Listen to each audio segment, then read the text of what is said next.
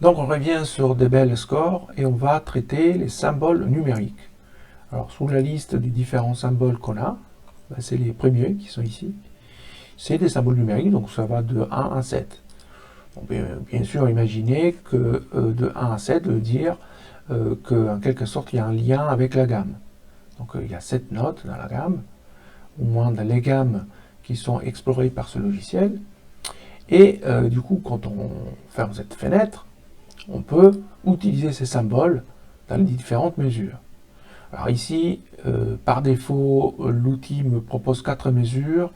Il y a du Do majeur en termes d'accords et de gamme un peu partout. Évidemment, on peut modifier ça. Par exemple, Sol majeur. Et laissons par exemple la gamme de Do partout. Alors essayons de taper un du coup ici. On entend une note, donc si on récupère le piano, on voit qu'il s'agit de la note Do. Alors qu'est-ce que c'est? Pourquoi en fait il joue la note Do? Alors c'est pas parce que c'est la première note de la gamme, mais c'est plutôt parce que c'est la première note de l'accord à partir de la tonique. Donc quand on joue du coup 3, ça va faire voilà la deuxième note de l'accord, en fait la troisième, et puis 5, ça va faire la cinquième. Donc disons qu'ici, évidemment 1, 3, 5, ça va jouer l'accord de Do. Donc quand on est sur un autre accord, ça ne veut pas dire la même chose. 1, ça veut toujours dire la tonique, mais évidemment ici, comme on est sur le Fa majeur, ça va jouer le Fa. Et puis 2, ça va jouer le Sol, évidemment. Donc on a tous les symboles possibles, donc jusqu'à 7, 1, 2, 3, 4, 5, 6, 7, qui vont évidemment jouer des notes intermédiaires. Alors, première remarque importante, on est toujours lié à une octave de référence. Et l'octave de référence, elle se trouve là. Donc là, on dit l'octave de basse, c'est 60. C'est pour cette raison que quand on tape 1, la note est la note MIDI 60. On peut monter évidemment jusqu'à 7, et on aura le Si. Alors qu'est-ce que ça veut dire ça? Ça veut dire que si par exemple dans le Fa majeur, j'écris 1, évidemment c'est du Fa. Mais si j'écris 5, c'est le Do.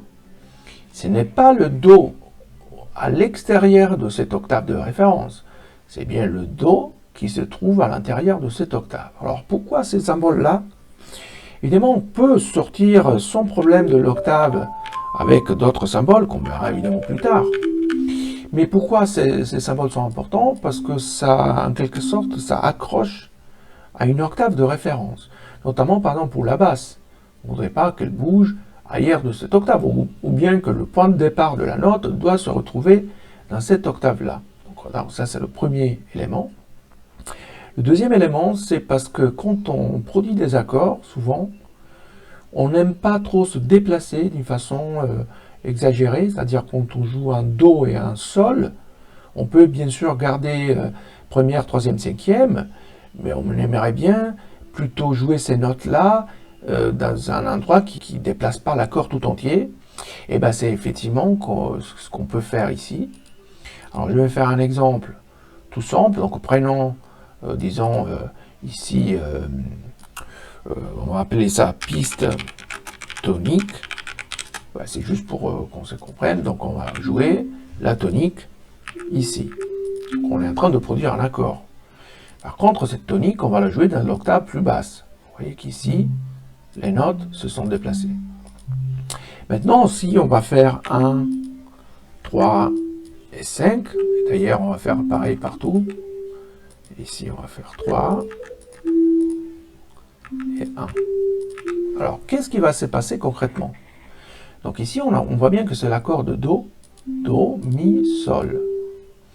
Ici, on démarre par le Fa. On monte évidemment vers le La, mais on descend vers le Do. Donc ce qui permet de garder une position plus ou moins dans cette octave, sans aller faire des translations d'accords qui peuvent être plutôt désagréables en fait quand on entend cet accord qui bouge un peu trop. Et donc ça on peut le voir facilement ici dans un indéterminé. Donc on télécharge le fichier MIDI Et on revient ici sur Pianothèque et voir un peu ce qui s'est passé. Donc on peut jouer donc la séquence.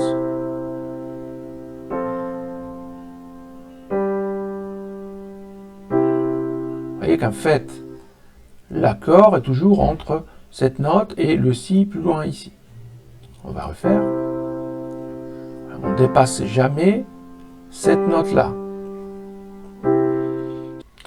Donc voilà, ça c'est des symboles numériques. Évidemment que l'utilisation n'est pas très très fréquente, mais on peut regarder ici dans la piste dans la musique de démo, un peu comment cette affaire est utilisée. Alors ici, vous voyez que là, j'aime bien partir de la tonique. Ici, je vais plutôt jouer la quinte. Donc ça, c'est des symboles qu'on verra. Mais ici, voilà, je raccroche à nouveau à la tonique. Et donc, ça ne veut pas dire que ici on reste sur la même octave, parce que d'autres symboles vont faire évoluer la musique. Ça, c'est plutôt des notes basses. Il faudrait qu'elles restent plutôt sous un registre bas, et on met toujours 1 pour démarrer à partir de la tonique.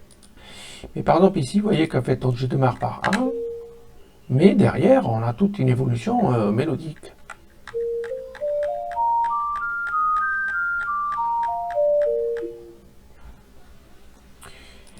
Je pense que c'est à peu près tout pour ces symboles numériques.